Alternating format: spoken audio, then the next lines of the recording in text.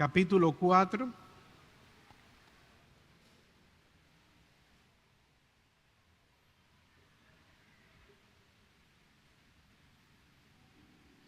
Versos desde el 6 hasta el 11.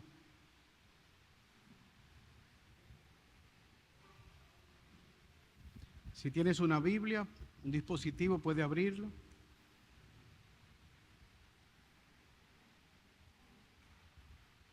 Primera carta del apóstol Pablo a Timoteo. Si esto enseñas a los hermanos, serás buen ministro de Jesucristo, nutrido con las palabras de la fe y la buena doctrina que has seguido. Desecha las fábulas profanas y de viejas. Ejercítate para la piedad, porque el ejercicio corporal para poco es provechoso, pero la piedad para todo aprovecha, pues tiene promesa de esta vida presente y de la venidera. Palabra fiel es esta y digna de ser recibida por todos, que por esto mismo trabajamos y sufrimos oprobios, porque esperamos en el Dios viviente, que es el Salvador de todos los hombres, mayormente de los que creen. Esto manda y enseña. Señor, te alabamos y te bendecimos en este día. Te damos gracias, oh Padre eterno, por tu palabra. Estamos agradecidos porque tú nos has permitido adorarte por medio de los signos de los cánticos. Te suplicamos, oh Dios eterno, que nos permitas adorarte escuchando tu palabra. Utiliza, oh Dios, al predicador como un instrumento de barro para tu gloria. Ten misericordia de los oyentes, oh Dios, en especial de aquellos que no te conocen, que puedan ser traídos a novedad de vida por medio de la proclamación de tu palabra. Que el Espíritu Santo traiga convencimiento de pecado a nuestra vida. Oh Padre eterno, que Jesucristo sea revelado en esta mañana. Que al final de todo lo hablado, tu nombre, oh Dios eterno, sea glorificado. Que la luz pueda resplandecer en medio de las tinieblas, porque te lo pedimos por los méritos de Jesús. Amén. Hace un tiempo yo leí en un letrero que llamó mi atención, que decía: Salón 5 estrellas, salón excelente de 5 estrellas. Y me llamó la atención porque yo me pregunté, ¿quién sería que le dio esta calificación de 5 estrellas y de excelencia? ¿En función a qué fue calificado con este grado de 5 estrellas y de excelencia? A lo mejor fue el dueño que mandó a hacer el letrero y dijo: este salón tiene 5 estrellas y es excelente. Ahora, si te tocara a ti evaluar una iglesia, si te tocara evaluar a un pastor, según tu entendimiento, ¿cuáles serían las características para evaluar una iglesia como excelente? ¿Cuáles serían las características que tú buscarías para evaluar? ¿Sabes qué? La Biblia no deja esta respuesta al azar. Justamente este pasaje responde a esta pregunta. Este pasaje demuestra o responde que una iglesia verdadera es aquella donde se proclama fielmente la palabra de Dios en amor, y es aquella que persevera haciéndolo. ¿Cuál es una iglesia verdadera? ¿Cuál es un pastor verdadero? Es aquella donde se proclama la verdad de la palabra de Dios en amor de manera perseverante. Y lo que nos proponemos es mostrar que una iglesia verdadera proclama con fidelidad la palabra de Dios, promueve con sinceridad el llamado a la vida de piedad y lo hace perseverando valientemente en medio de la adversidad. ¿De qué vamos a hablar en esta mañana? Que tú y yo estamos llamados a proclamar con fidelidad la palabra de Dios.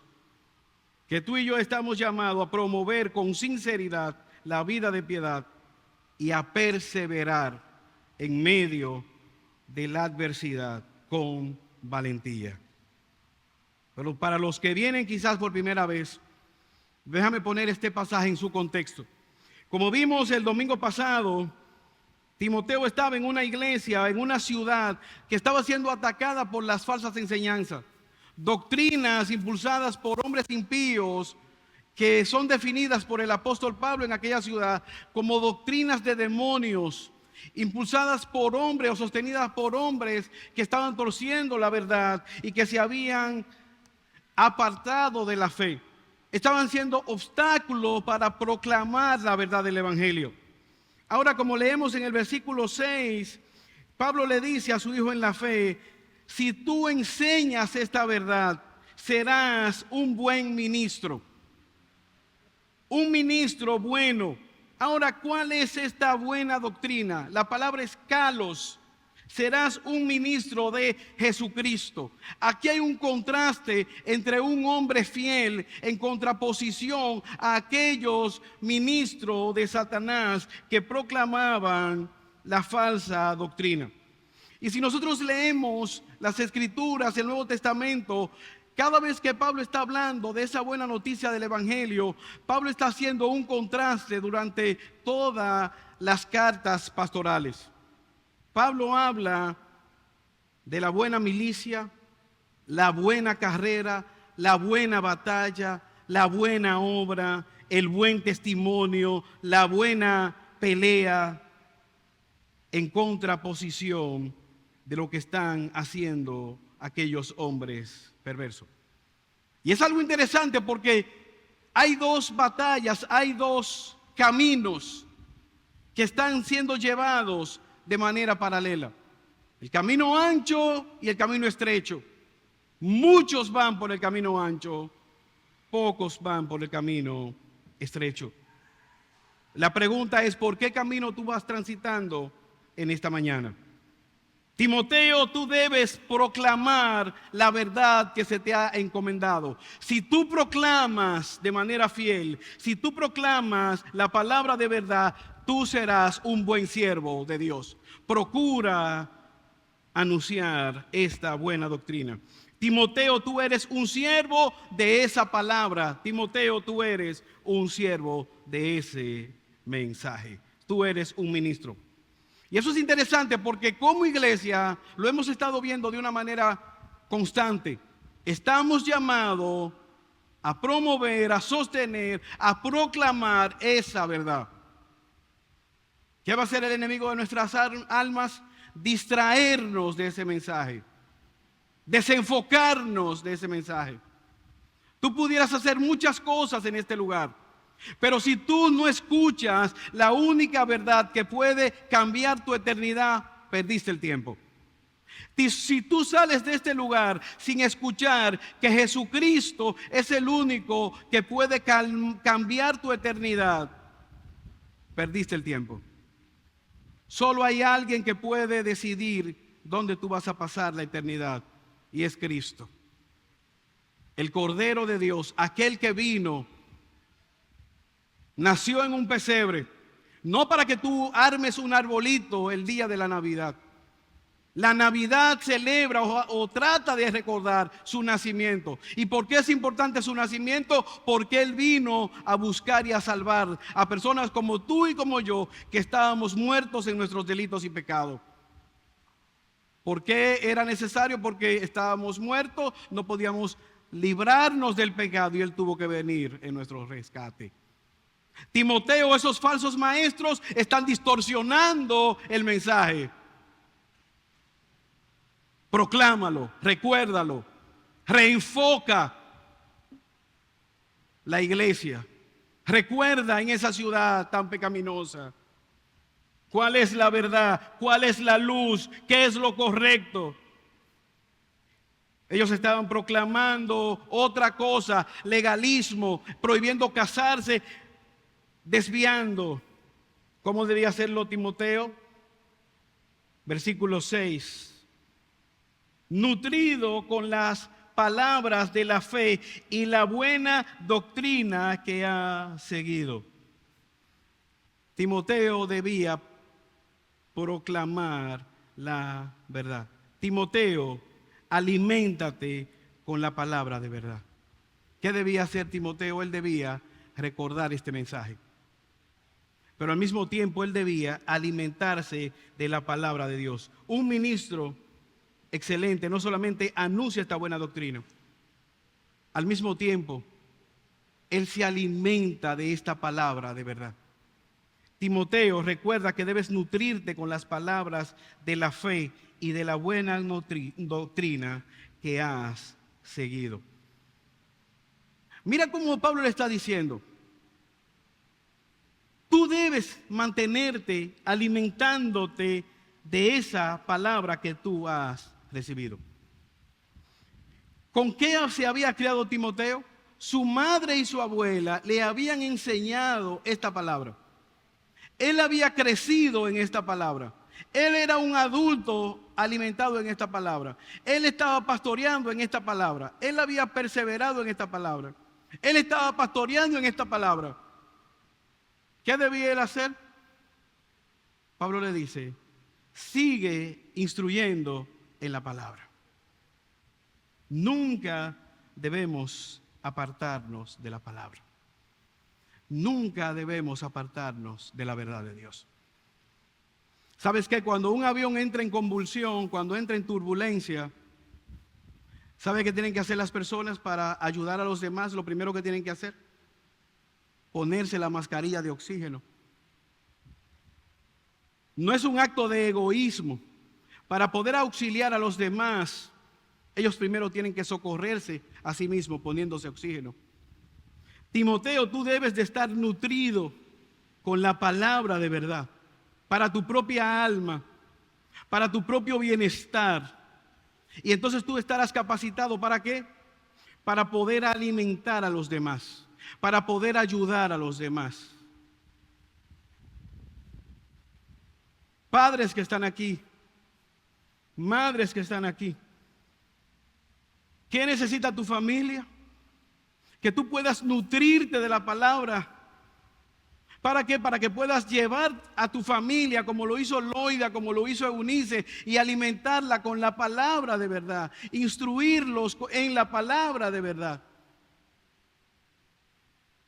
Ese es el plan, guiar a la familia, guiar a la iglesia en la palabra de verdad. Mira, con mucha frecuencia se ha dicho de manera errada, vamos a estar unidos, pero no hablemos de doctrina. Es todo lo contrario. Pablo está incentivando que Timoteo persevere en la palabra, en la fe y en la buena doctrina. ¿Cuál es la definición de doctrina? Es una enseñanza.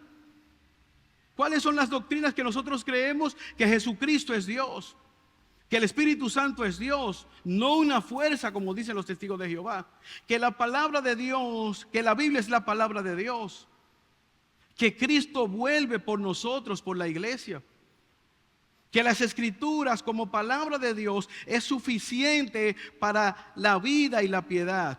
Eso es una doctrina, la suficiencia de las Escrituras. Por lo tanto, Timoteo, aliméntate de la palabra de Dios, nútrete de la palabra de Dios.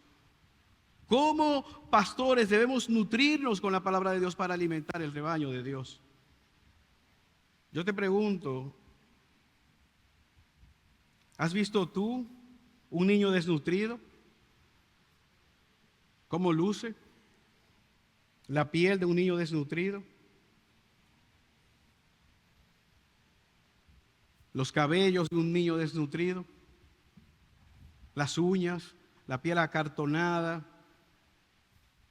Nosotros los dominicanos somos como muy peculiares al hablar.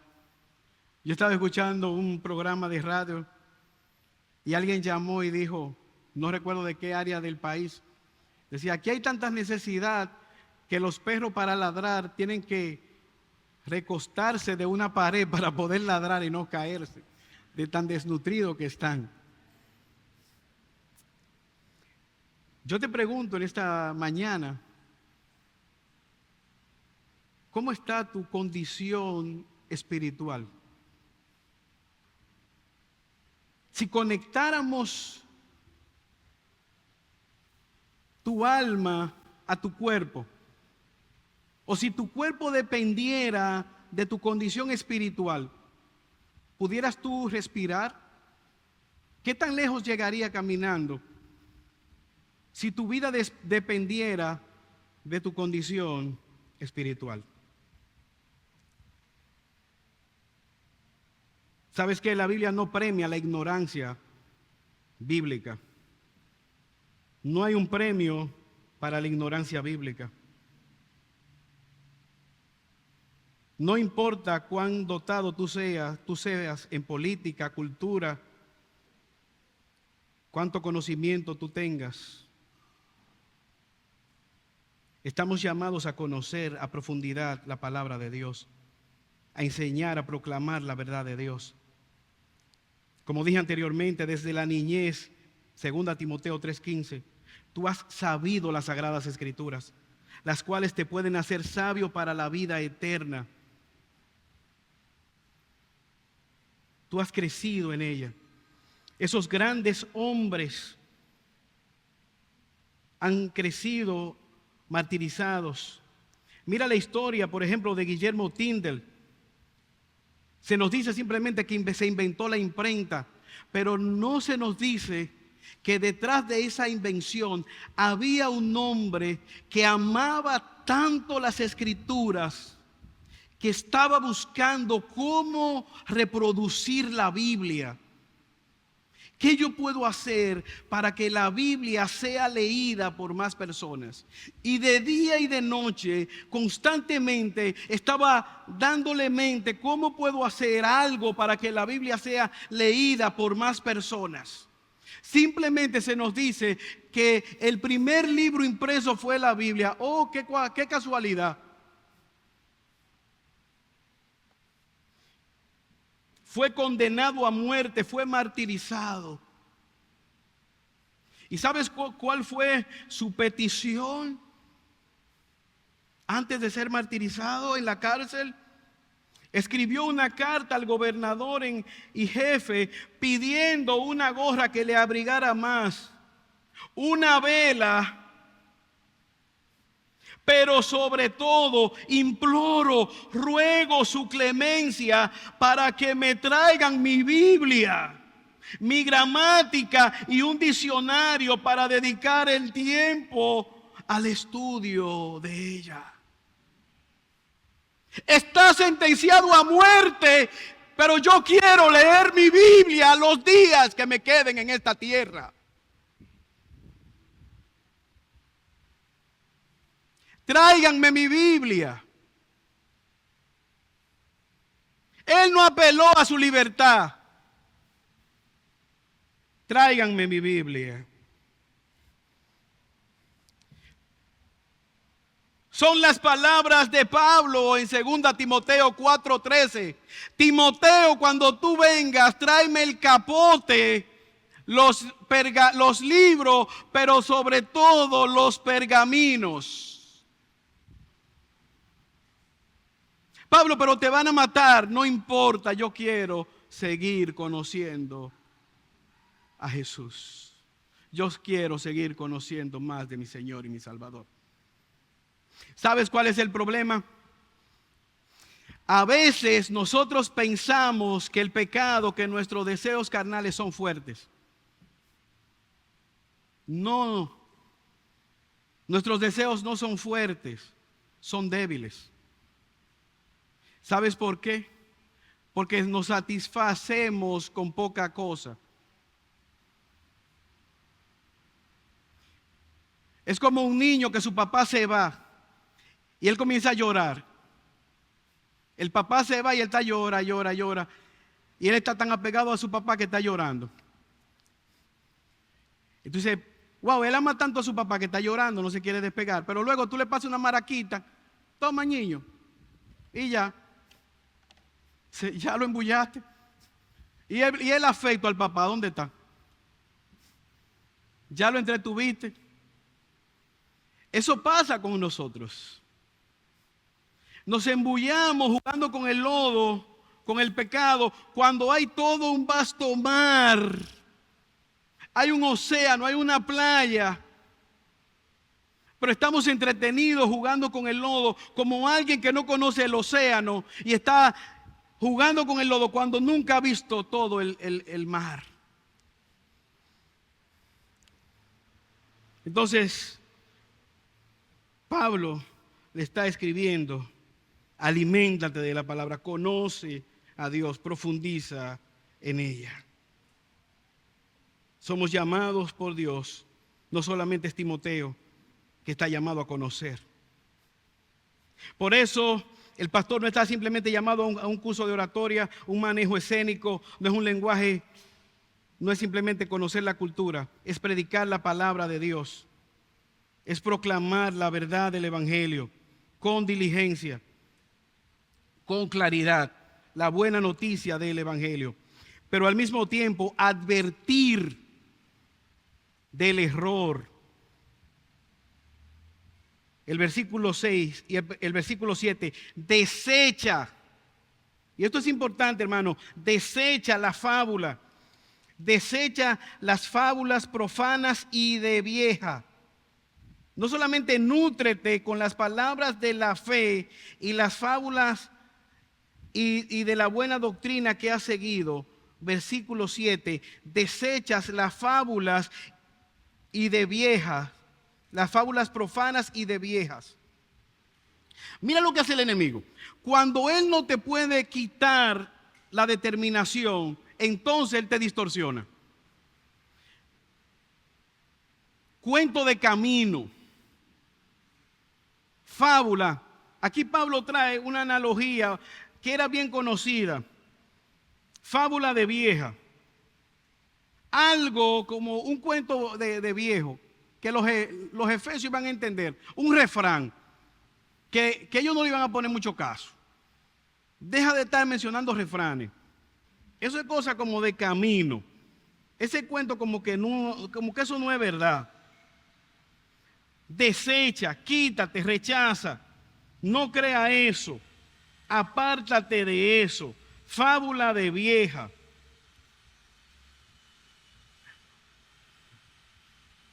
Como con algo místico. A veces hay personas, y esto, aquí hay médicos y saben lo que yo les voy a hablar. A veces al paciente se le hace la receta, pero con mucha frecuencia se le da una advertencia. Mire, doña, usted tiene esta receta, pero cuando usted llegue a su casa, al lado de su casa, hay una doña que va a venir, que le va a decir: eso mismo tenía fulano. Lo mismito que tú tienes, tenía fulano. Y con 3 hojas de esto y con 4 raíces de qué sé yo dónde, le hicimos un té en una lata a las 6 de la mañana, porque a las 6 de la mañana, con un misterio, tapado con tal cosa. Y uno tiene que decir, con precaución, si es limón, y yo le digo, si es limón o algo así, tenga cuidado, con precaución. Pero no abandone su tratamiento, doña. Hay un misterio siempre en ese tratamiento. Timoteo, desecha, quítate del lado a esa gente que viene con el gnosticismo, con este conocimiento, con estas verdades abstractas, con estos reptilianos y estas verdades ocultas y todas estas cosas y estos platillos voladores. Falsos maestros que tienen la conciencia cauterizada que ya vimos. Engañadores, magos, doctrina de demonios. Apártate, mitos. No lo sigas. Advierte a la congregación. Da alarma. Eso es parte de predicar con fidelidad. Muchos falsos cristos se levantarán diciendo: míralo allá, míralo aquí, míralo allá. Está aquí, está allá. Apártate, no prestes oído. No le caigan atrás, no pierdan el tiempo. No se distraigan.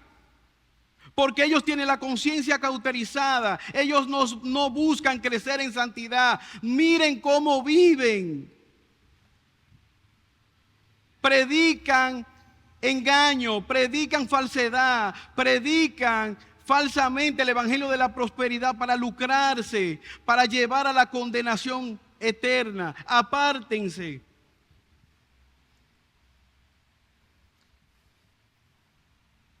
Pero no solamente él debía proclamar con fidelidad la palabra de verdad.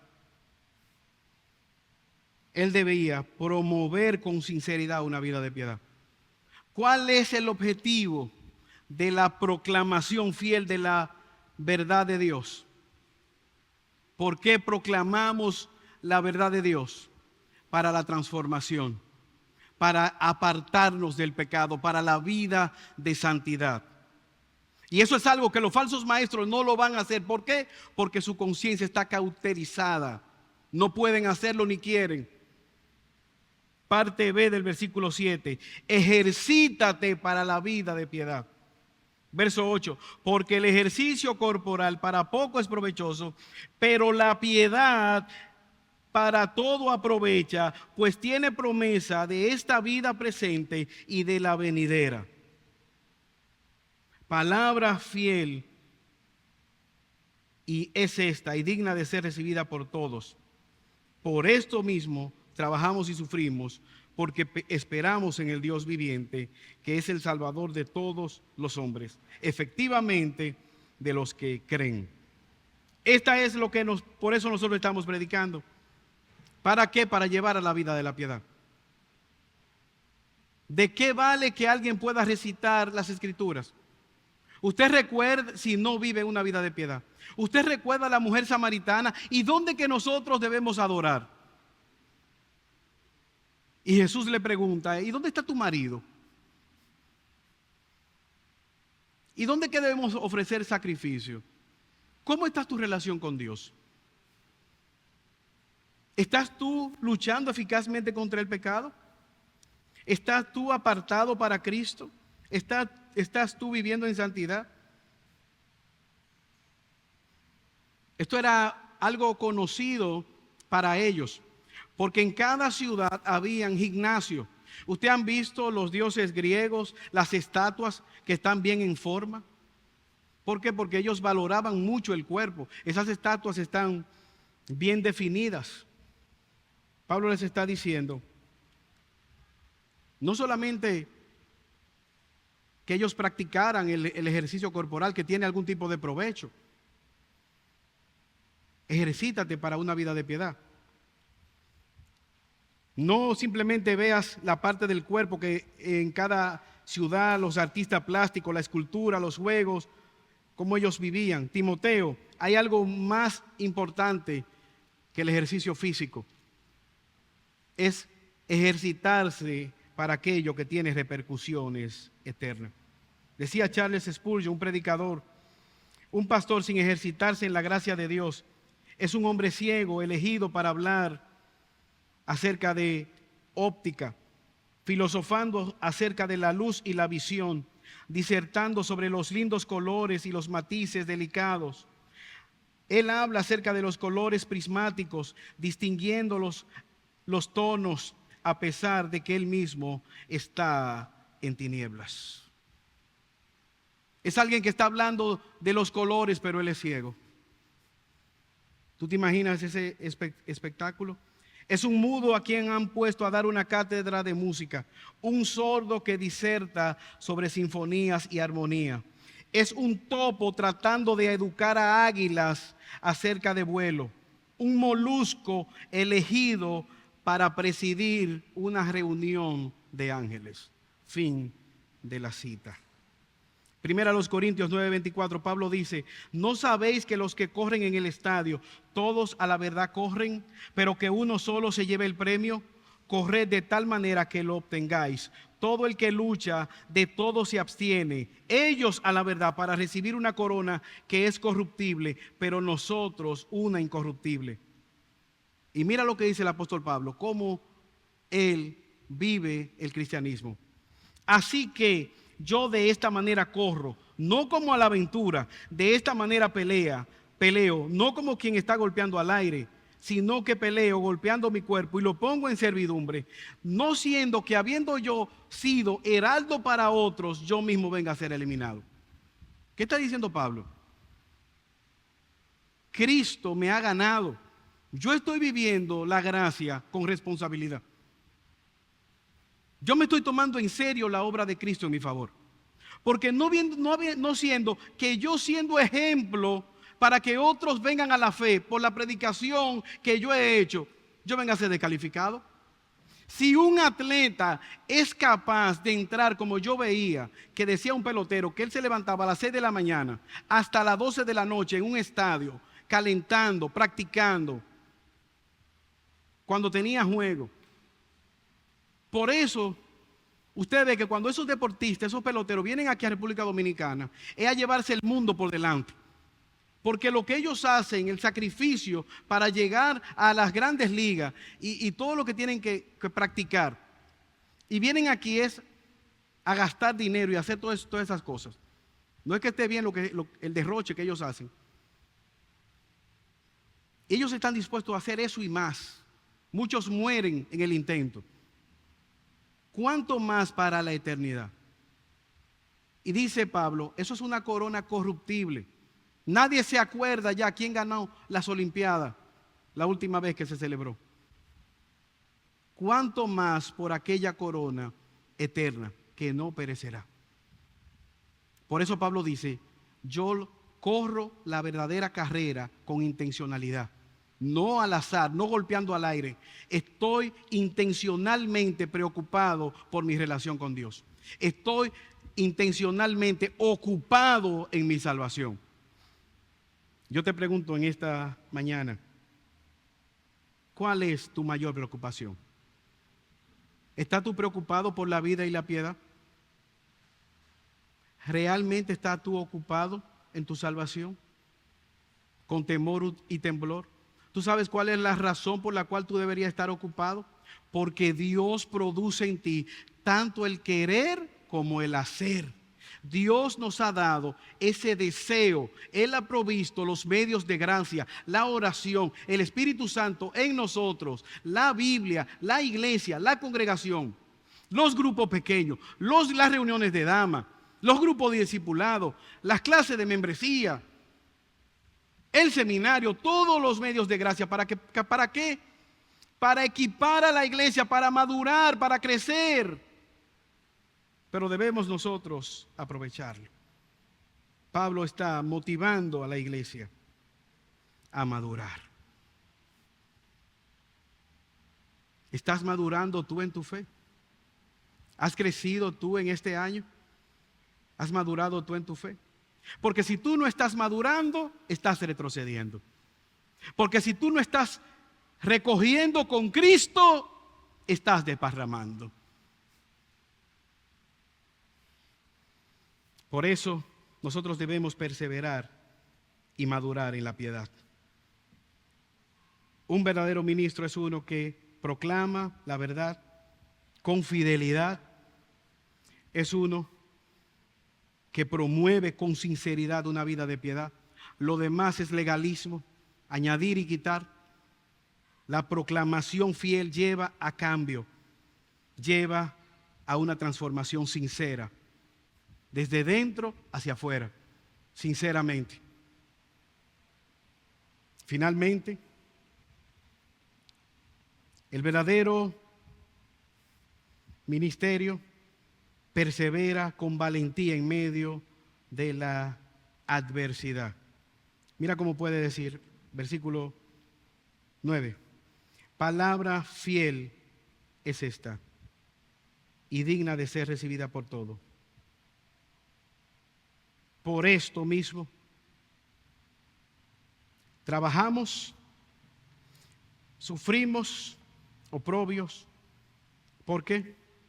Porque esperamos en el Dios viviente, que es el Salvador de todos los hombres y mayormente de los que creen.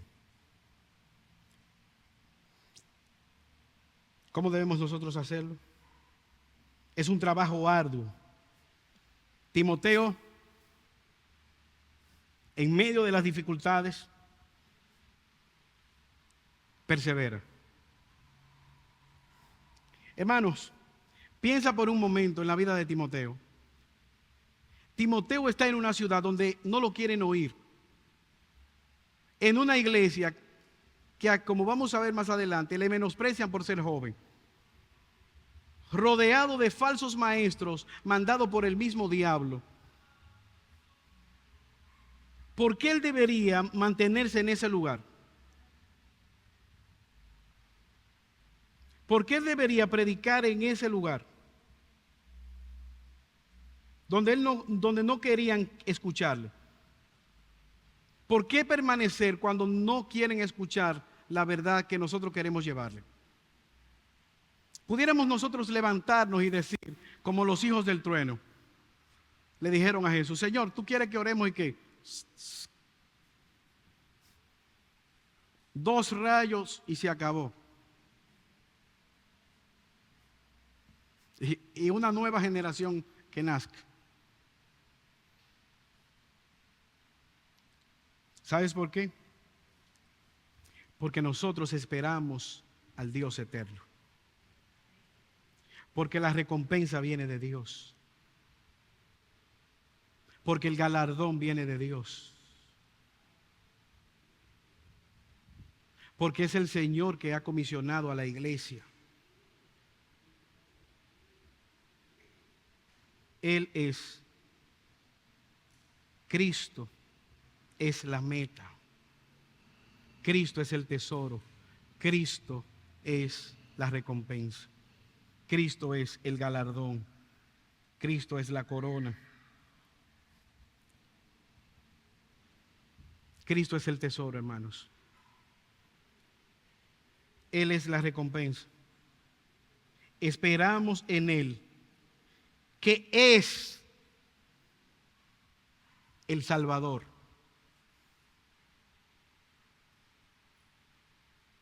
Él es el Salvador.